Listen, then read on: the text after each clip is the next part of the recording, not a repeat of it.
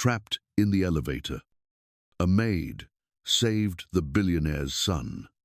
"Get your hands off my son," that's what she screamed, the moment the elevator doors opened. Her diamonds were still shining. Her dog was shaking. And the woman she accused was still catching her breath after saving the boy's life. It happened inside Skyline 1, the tallest building in America, where power lived in the penthouse and silence worked the night shift. That night, the billionaire's child stopped breathing in the dark. And the only person who helped him was a cleaning woman. No one even saw. Outside, rain hit the glass like shards of guilt. And somewhere in that storm, truth began to tremble. What would you have done in his place? The father who arrived too late. Standing between two worlds. One built on lies and one on compassion. Welcome to Emotional Echoes, a channel where emotions come alive and every story leaves a lasting echo in your heart. Please subscribe to Emotional Echoes. Help us reach 1,000 subscribers so more souls can feel these stories. Stay with my video till the very end and let me know where you're watching from, so I can see how far this story spreads. Now, let me tell you what really happened that night. Ethan Wexler was only 9, but he had already learned how silence could feel like a cage. He was the son of Joseph Wexler, one of America's richest men, and yet the loneliest child in Skyline 1. His mother's death in a burning car 3 years ago had left him terrified of darkness and small spaces. His stepmother, Victoria Hale Wexler, was beautiful, disciplined, and untouchable. She loved control more than people, and her little white dog Coco was the only creature she ever seemed to comfort. That night, she was returning from a charity dinner, and Ethan came along because he didn't want to be alone in the penthouse. Maya Torres, the night shift cleaner, stepped into the elevator just before the doors closed. She carried a cart of supplies and an exhaustion that came from too many nights working alone. The elevator hummed upward. Ethan stared at the glowing floor numbers, counting under his breath to keep calm.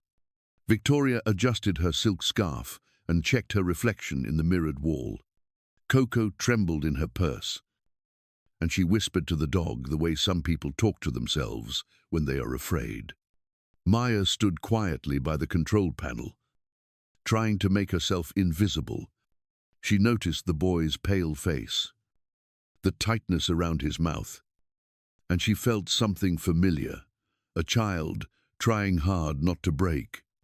Then, without warning, the lights died. The sound of movement stopped. The elevator jerked once and went still. Victoria gasped and clutched her purse. Coco barked, sharp and terrified. Ethan froze. The dark came down like heavy cloth, and for a moment he could smell smoke again. Hear his mother's voice, calling his name through the glass. His small chest began to heave. He pressed his palms to his ears, trying to block out the echo of memory. Victoria shouted for help, slamming buttons, cursing the system. She demanded that someone fix it, that someone take responsibility, but no one could hear her down there in the steel box hanging between floors. Ethan started to cry without sound. The air felt thin. Maya turned on the flashlight from her phone. The soft circle of light touched Ethan's face. She knelt beside him and spoke slowly, her voice calm like steady rain. "Hey, look at me, sweetheart. In 2, hold 2, out 4. She breathed with him, matching his rhythm until his gasps found order. Victoria's voice cut through the dark again, angry, telling her to stop touching him. But Maya didn't stop. She stayed close, not holding him, only letting her presence steady the air. Ethan focused on her voice, on the simple command to breathe. The panic in his chest loosened. She told him to imagine a small light under his ribs, one that never went out, even when everything else did. He nodded, eyes shut tight. For the first time in years, someone wasn't telling him to be brave. They were teaching him how to survive being scared. When the emergency lights flickered on, Maya's face appeared first, tired, damp with sweat, but calm. Ethan blinked at her, then whispered that he could see again. Victoria stood by the door, pale and shaking, clutching Coco like a trophy she had saved. The elevator still hung between floors, but the danger had passed. Maya exhaled quietly. Ethan's small hand brushed her sleeve. In that fragile space, power trembled, and compassion took its place. Neither of them knew it yet, but that brief moment in the dark would unravel every lie the tower had been built upon. When the elevator doors finally opened, the world rushed in like a storm that didn't care who it hit. Cold air, bright lights, voices shouting all at once. For a moment, Ethan clung to Maya's shoulder, blinking at the glare. His small hand trembled against her sleeve.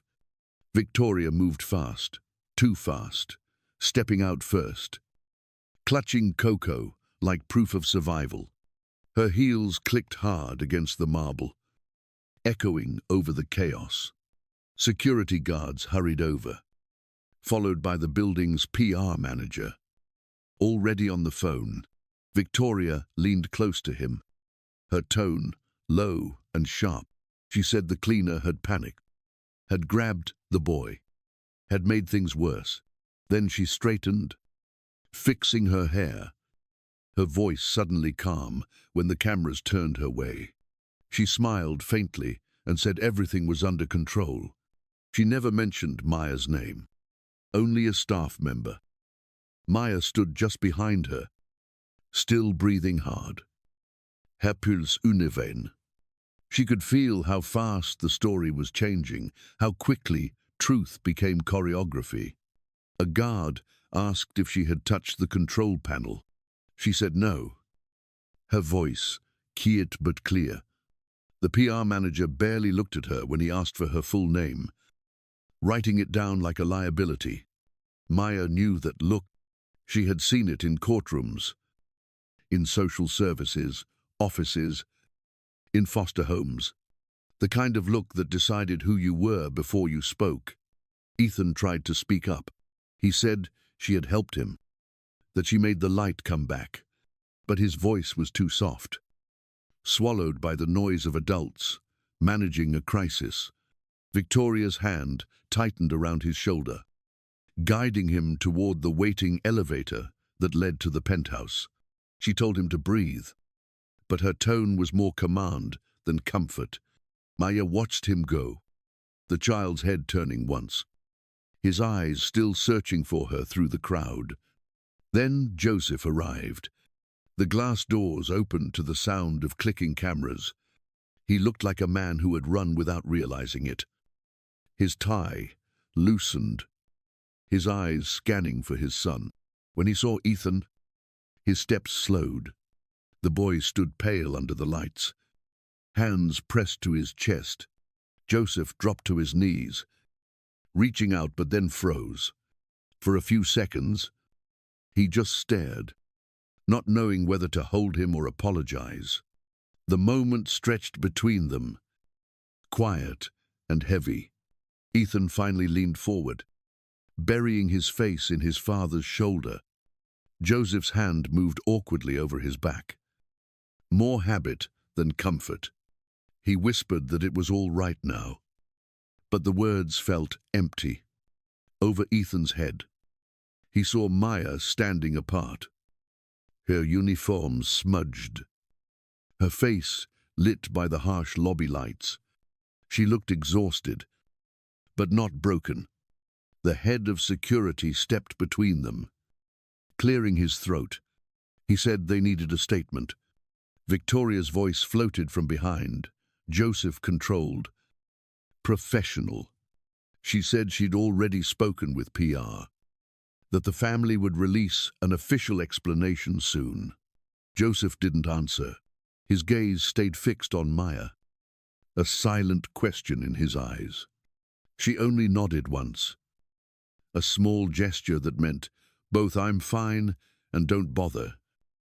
As the guards led her toward the side door for questioning, Maya kept her chin level. Her palms still hurt from scraping the floor in the dark. Every whisper she passed sounded the same panic. Blame. Gossip. None of it held the truth. Inside her, the old memory returned, a younger version of herself, standing in a foster home kitchen while someone said her name like an accusation. Back then, she had learned the rule that still held true tonight: when the powerful get scared, someone like her always takes the fall. Outside, the night was sharp and wet. The streetlights glared off puddles, turning the sidewalk into mirrors. Maya paused before stepping out into the rain. Behind her, the marble lobby glowed white and cold, filled with people already rewriting what had happened. She exhaled once, steady, and walked into the storm, not because she wasn't afraid, but because she refused to let fear decide who she was. The next morning, the Wexler Corp boardroom gleamed like nothing had ever gone wrong. The skyline shimmered through the glass walls, the city stretching endlessly below, a monument to control. Victoria sat at the head of the table, her hair perfect, her tone even. She spoke to HR and legal with the same calm precision she used at charity events. She said the incident at Skyline 1 needed to be managed quietly. No press, no lawsuits, no weakness. Her voice carried the smooth authority of someone who had turned damage control into an art form. Across the table, the HR director nodded too quickly. His fingers toyed with a silver pen, eyes flicking toward Joseph and back to his papers. He agreed that the cleaning staff involved Maya Torres should be placed on temporary suspension pending review. His voice trembled slightly when he spoke. He wasn't heartless, just afraid. Everyone in that room knew how power moved in silence. One word from Victoria could end a career before lunch.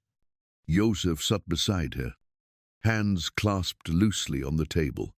He hadn't slept.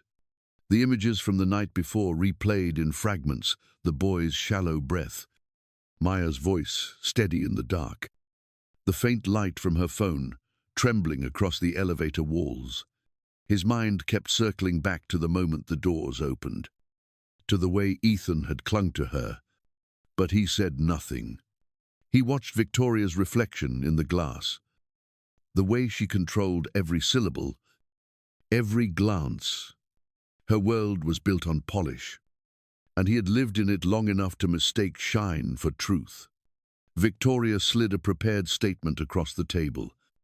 It read like a legal disclaimer, not a confession. A staff member acted outside of safety protocol. It said, "All appropriate measures have been taken." Joseph's name was printed neatly at the bottom, waiting for his signature. He read it twice, his eyes catching on that one line, acted outside of safety protocol. He heard Maya's voice again in his head, gentle but firm. In for 2. Hold 2. Out for 4. The words that had steadied his son now sat twisted in corporate language, meant to erase her. The legal advisor, a young woman who avoided eye contact, said softly that it was the safest route. Her tone wasn't confident, it was resigned. She looked at the city as she spoke. Maybe because looking at Victoria was harder. Joseph noticed that. He noticed the fear under professionalism, the quiet way people obeyed, not because they believed, but because they were tired. It reminded him of something Maya had said once to a reporter long ago. Control is just fear that learned how to dress well.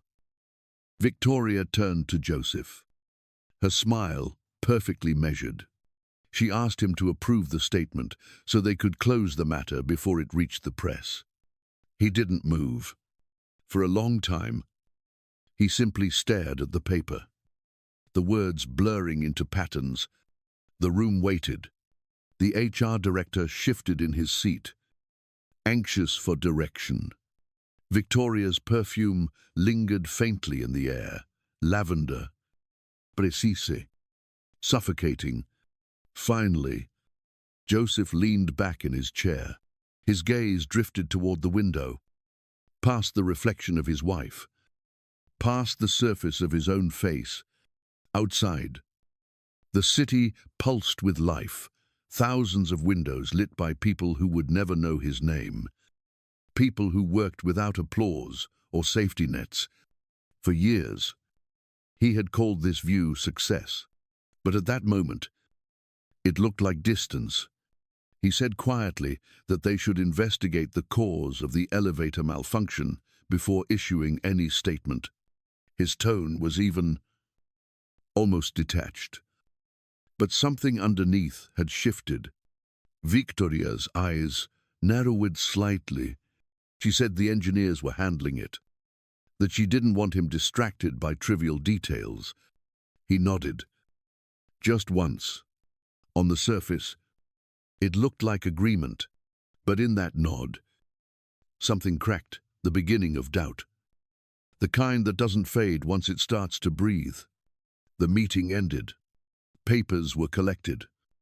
Chairs scraped lightly against the floor. And Victoria's heels clicked toward the door. She spoke softly to the PR team, her voice all composure again. The others followed her out, one by one, leaving Joseph alone in the high, quiet room. The city glowed beneath him, perfect and distant. He rested his hands on the glass table, feeling its cold surface beneath his skin. Then, without meaning to, he whispered to no one, "How many floors of truth are buried under all this glass?" The words lingered in the silence, fragile and heavy, like the first crack in a skyscraper that no one else could see yet. It took Joseph 2 days to find the courage to go. The address sat folded in his pocket, like something that burned to touch. Every time he thought about knocking on her door, he saw the headlines. Again the billionaire visiting the fired cleaning woman, and fear of scandal clawed at him. But fear, he realized, was what had started all of this. So he went anyway. The building was old brick, the kind with mailboxes that stuck and lights that buzzed when they flickered on. He stood in the narrow hallway, the smell of detergent and rain clinging to the air. For a moment, he almost turned back. Then he heard a child's laugh from an apartment down the hall, and it made him think of Ethan. He raised his hand and knocked. Maya opened the door halfway. Her hair was tied up messily, her eyes tired but alert. The glow of a cheap lamp filled the room behind her. For a moment, she didn't recognize him, only saw another tall man in a suit who looked out of place here. When she did, her body went still. The kind of stillness that came from knowing power never showed up without reason. He said her name softly, awkwardly. Then, as if remembering how to breathe, he added that he came to apologize. His voice stumbled. He didn't sound like a CEO. He sounded like a man who had lost his words. Maya leaned against the doorframe, arms folded. She didn't invite him in. She asked why he was there, and whether his wife knew. He shook his head. He said this wasn't about her job, or the press, or the company. He said it was about his son. The words came out uneven, heavy with exhaustion. He told her Ethan hadn't slept in 2 nights. that the boy kept whispering her name in the dark. He said he didn't know how to help him, that every time he tried, Ethan just asked for the woman who taught him to breathe. Maya's eyes flickered. She turned away for a moment, looking at the small apartment, the cracked tile, the lamp that buzzed faintly, the single photo of her foster siblings on the shelf. She almost closed the door. She had told herself she was done helping people who could crush her without meaning to. She didn't owe this man anything. But then she heard it in her head again, the boy's voice, small and trembling, saying she came back. She opened the door a little wider, but didn't smile. She asked what he wanted her to do. He said Ethan needed help sleeping. Maybe just to see her once. He said it like a plea, not a demand. His shoulders were slumped, his eyes tired. His words too simple to sound, rehearsed. It was the kind of voice people use when they finally admit they can't fix something alone. She hesitated again. Part of her wanted to say no, to remind him of what his world had done to hers. Another part, the part that remembered being 7 in a dark basement with no one coming for her, couldn't turn away. She asked if Victoria knew. He said not yet. But he would tell her. He promised she wouldn't be blamed again. The promise sounded fragile, but she wanted to believe it. When she finally nodded, it wasn't agreement. It was surrender to something larger than anger. She said she would come, not for him, but for the boy. That night, the penthouse was silent when she arrived. The air felt too still, as if afraid of being disturbed. Ethan sat cross-legged on his bed, sketchbook open but untouched.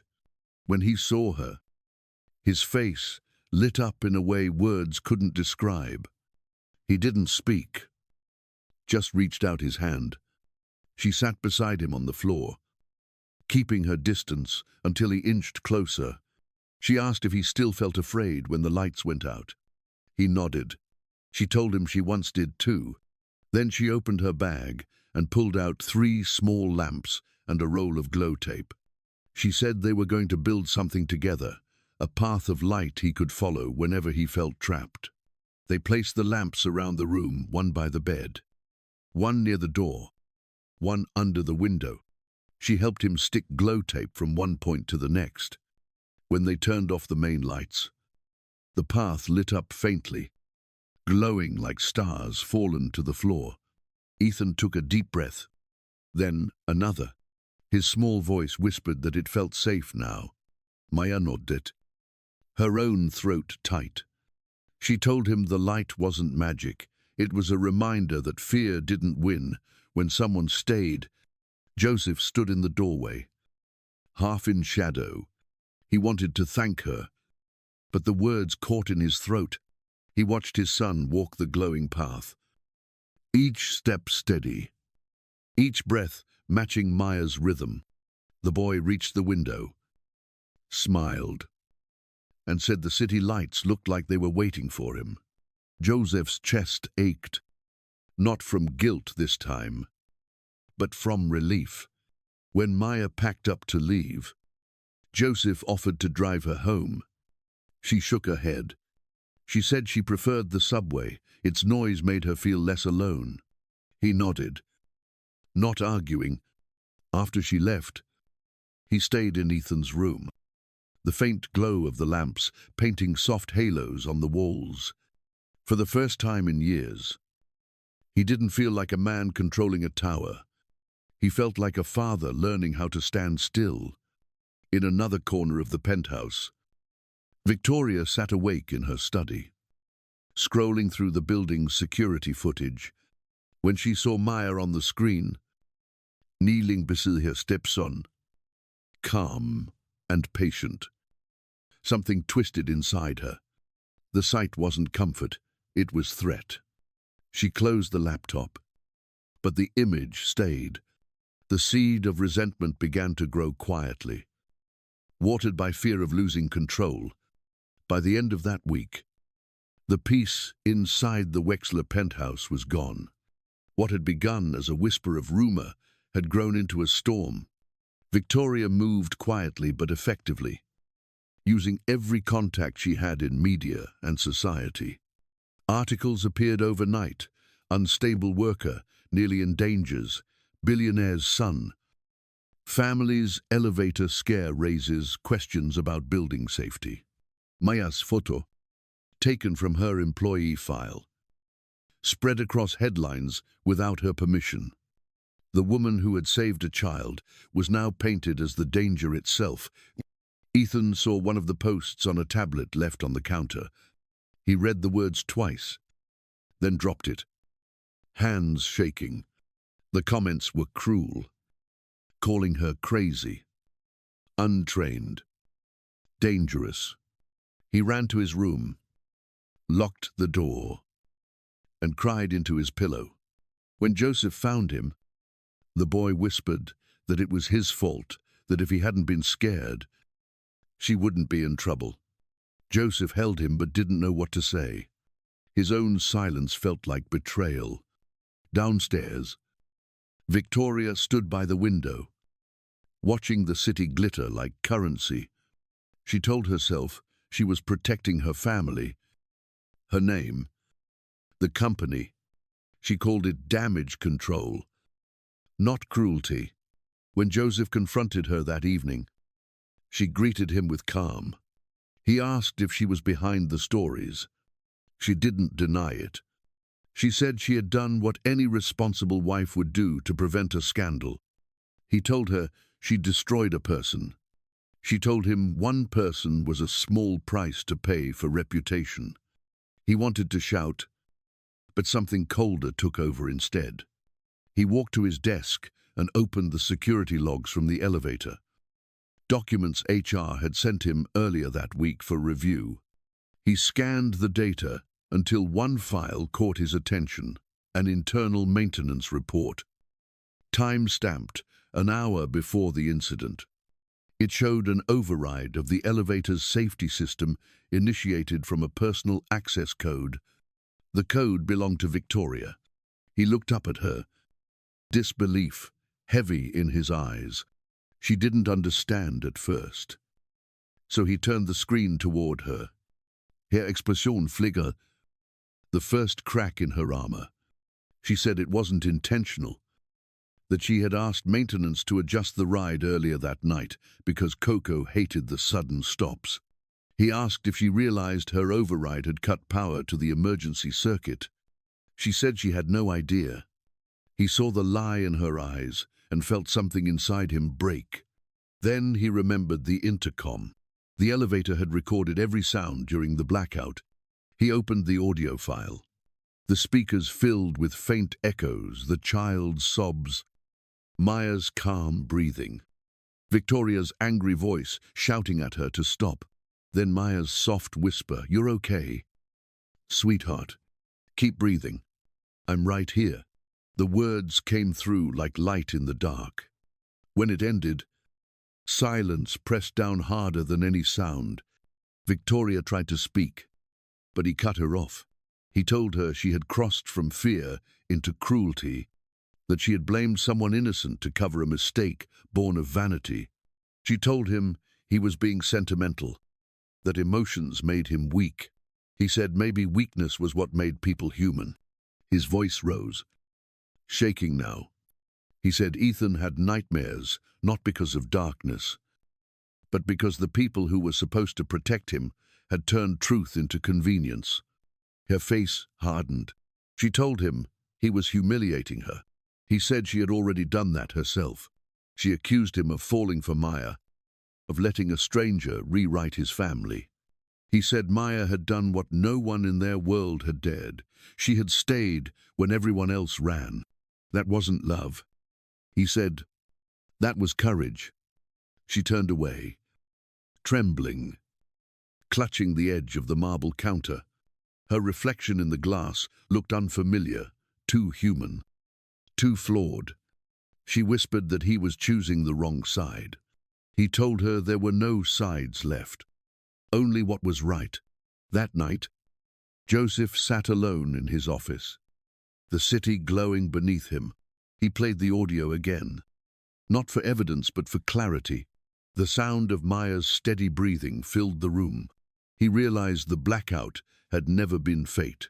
It was a chain of choices, some selfish, some brave. One had caused fear, the other had lit the way through it. Truth, he thought, wasn't the light itself. It was the act of turning it on, and for the first time in years, he knew which switch to pull. The storm hit the city on the night of the gala like a warning no one wanted to hear. The rain sliced through the glass walls of Skyline 1, lightning flickering across the skyline as guests in diamonds and tuxedos gathered on the 100th floor. Victoria stood near the podium, rehearsing her speech about resilience and mental health awareness, a carefully constructed image of redemption. Every word had been chosen to make her look human again. Her smile never reached her eyes. Joseph watched her from a distance, a quiet stillness behind his gaze. In the corner, Maya stood beside Ethan, who held her hand tightly.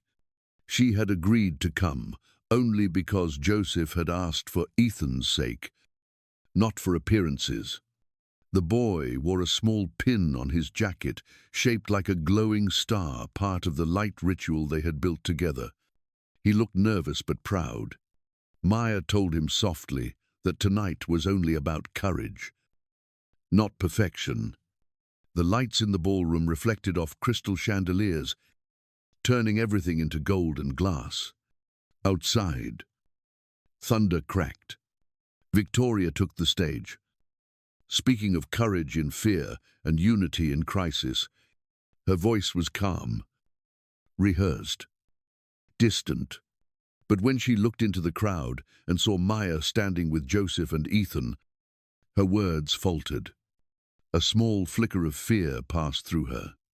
She steadied herself, pretending it didn't matter, pretending she still had control.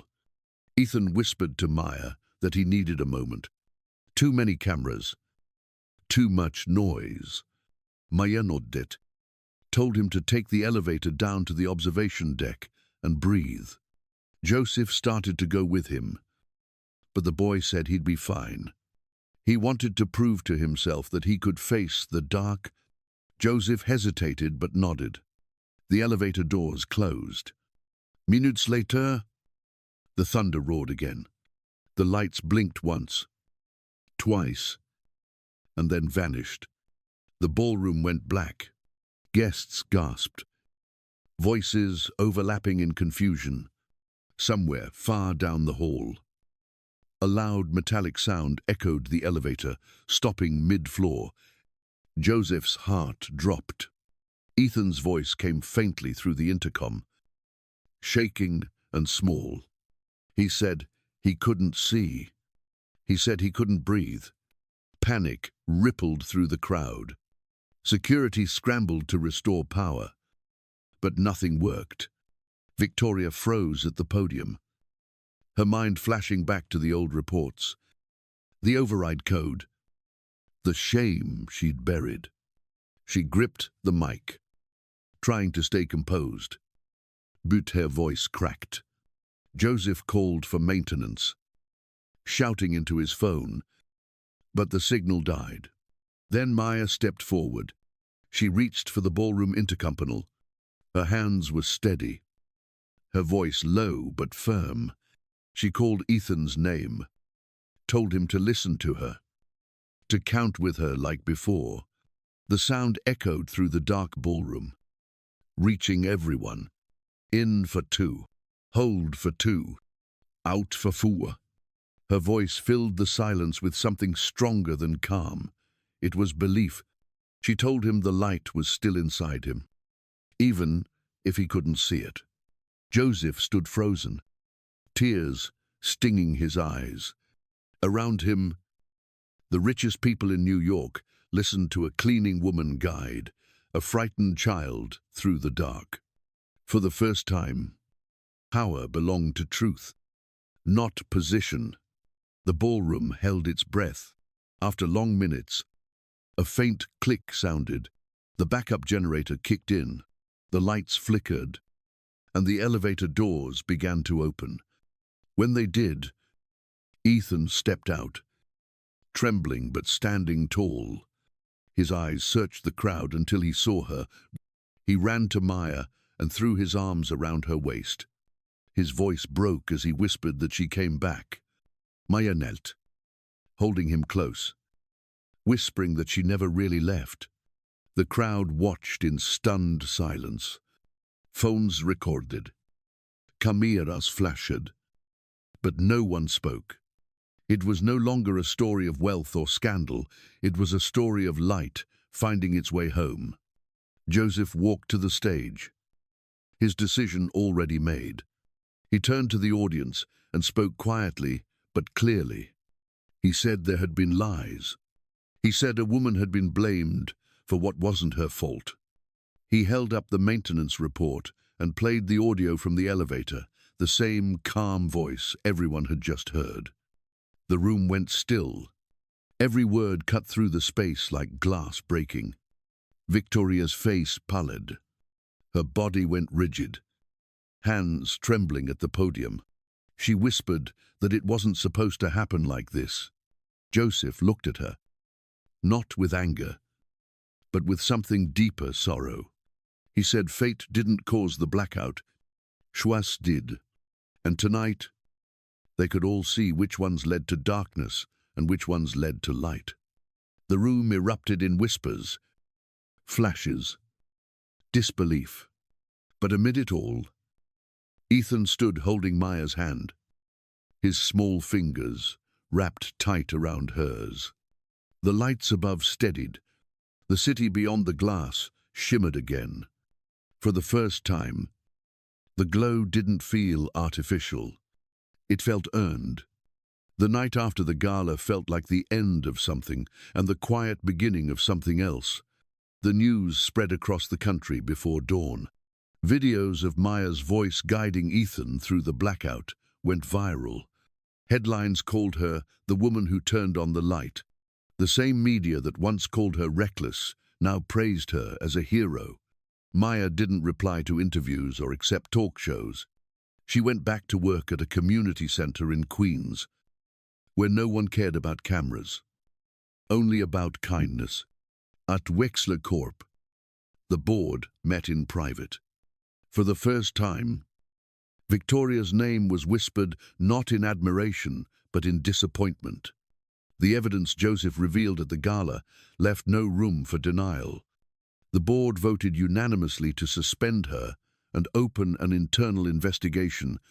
She didn't protest. She only sat still, her reflection faint in the glass window, realizing that silence could cut deeper than accusation. When the meeting ended, she walked out quietly, no longer the center of anything. Joseph stayed behind in the boardroom, staring at the empty chair she had left.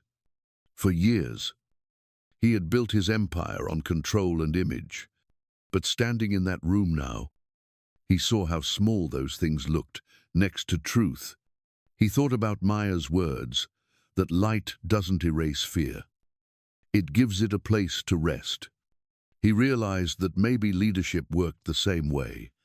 The next morning, he called for a press conference. Cameras lined the lobby where his life had once looked untouchable. He didn't read from a script. He spoke slowly, from somewhere deeper. He said he had failed as a father before he ever failed as a CEO, that in chasing perfection, he had forgotten how to be human. He said Maya Torres didn't save his son because of training or wealth. She saved him because she cared. He ended by saying the company would no longer hide behind control, and that truth, even when it hurts, would always come first. When he finished, the room was silent for a long time before anyone clapped. Later that evening, he went to see Maya at the community center. The children were gone. The lights dimmed. She was cleaning brushes at a small art table. When she saw him, she smiled politely but said nothing. He told her the press wanted her at the next event. She laughed softly and said she preferred quiet places where people still looked each other in the eye. He told her Ethan was sleeping better, and she nodded with relief. Then there was a pause, one of those moments where two people understand more in silence than they could say in hours. He said he used to think light meant victory, but now he understood it meant presence. Maya looked at him and said fear never really disappears. It just waits for someone brave enough to stay beside it. He thanked her, and she told him not to. She said what she did wasn't saving, it was simply staying when others ran. He said maybe that was what saving truly meant. She smiled again, this time with warmth, not distance. That night, Joseph returned home to find Ethan asleep, one hand resting on the small lamp beside his bed. The soft glow painted his face in peace. The city lights shimmered beyond the window, quiet and endless. Joseph stood there for a long time, watching the reflection of his son in the glass, steady, breathing, safe. For the first time in years, there was no noise in his head, no pressure to control what came next, just light, and the quiet promise that it was enough. 6 months later, spring had returned to the city like a slow forgiveness. The air was softer, the skyline brighter, and for the first time, light didn't feel like something people reached for. It felt like something they carried. Maya stood at the front of a circle of children at the community hall, a projector casting gentle stars on the walls. She called it the Light Within Initiative, a program built from one simple idea that fear loses its power when shared in light. Each child held a small lamp, their faces glowing with hope. Ethan sat beside her, now taller, Galmir. His once anxious energy transformed into quiet confidence. He helped a smaller boy trace glow tape along the floor to make his own runway. His voice was patient. He said, sometimes you don't need to wait for someone to rescue you, you just need to remember how to turn on the light. The boy looked up at him with the same kind of awe Ethan once had for Maya. Watching them, Maya felt something inside her settle, healing. She realized it wasn't about forgetting, it was about transforming pain into guidance. At the back of the room, Joseph watched in silence. He no longer wore his corporate armor, just a simple sweater, sleeves rolled up. He had learned how to arrive without a phone in his hand, how to listen without fixing. Every Thursday, he volunteered to help clean up after the sessions. Sometimes he simply sat in the corner, watching his son laugh again. That was enough. The man who had once built skyscrapers to touch the sky was now learning how to kneel beside children and hand them batteries for their lamps. After class, the children left in clusters, their small lights bobbing like fireflies through the hallway. Maya stayed behind to pack supplies. Joseph joined her, holding a box of unused candles. He told her the initiative had reached 12 schools already. She smiled, saying it wasn't about numbers, but stories. The stories of kids who could finally sleep through the night, who no longer feared the dark. Joseph nodded, his eyes soft with pride and something quieter gratitude. Later that week, an envelope arrived at Maya's office. Inside was a letter written in careful, trembling cursive. It was from Victoria. She wrote that she was in therapy, learning how fear can disguise itself as control. She admitted that she had hurt others because she didn't know how to face her own reflection. She said she watched the news clips of Ethan breathing through the dark and realized she had never truly learned how to breathe herself. The last line said, "I hope one day light reaches even me." Maya read it twice, folded it carefully, and placed it inside the journal where Ethan had once written his first note about courage. One evening, as the sun slipped below the skyline, Joseph, Maya, and Ethan rode the elevator to the top of Skyline 1. It was the same elevator that had once trapped them in fear. Now, it moved smoothly, its reflection filled not with panic, but with peace. When the doors opened, they stepped into the observatory. The city stretched beneath them, glittering like a living constellation. Ethan pressed his hands against the glass and whispered that it looked like the whole world had learned the light ritual. Maya smiled and said, maybe it had one person at a time. Joseph looked at them both, his chest full and steady. He said light was never about perfection. It was about presence, about staying when it was easier to run. They stood together without speaking, their reflections merging against the city's glow. Below them, thousands of lights shimmered across Manhattan, each one a small act of courage. And in that quiet moment, they all seemed to understand. Light doesn't promise dawn. It promises presence. It promises that even when darkness returns, someone will still be there, steady, breathing, and unafraid to stay. From a broken elevator in the dark to a room glowing with small lights, this story began with fear and ended with understanding. A billionaire learned how to be a father. A woman once invisible found her voice through kindness. And a child, once afraid of the dark, became a guide for others learning to breathe again. It reminds us that sometimes the smallest act of compassion can outshine all the power and wealth in the world. If this story touched you, share your thoughts in the comments below. Tell us what light means to you. Your words might reach someone still lost in the dark.